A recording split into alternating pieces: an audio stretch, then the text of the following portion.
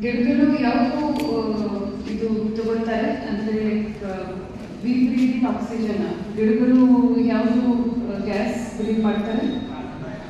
Carbon dioxide. ಮತ್ತೆ release ಯಾವುದು ಮಾಡ್ತಾರೆ? ಆಕ್ಸಿಜನ್. ನಾವು ಯಾವುದು ಬ್ರೀತ್ ಮಾಡ್ತೀವಿ?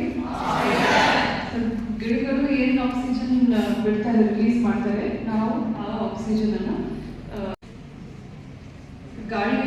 ಗಾಳಿ ಇದು ಮಿಕ್ಸ್ಚರ್ ಇದೆ for various gases.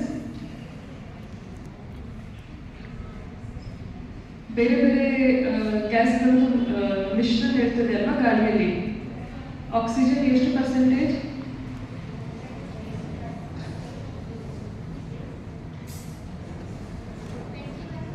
21%. Very good. ಚಪ್ಪಾಳೆ ಕೊಡಬೇಕು.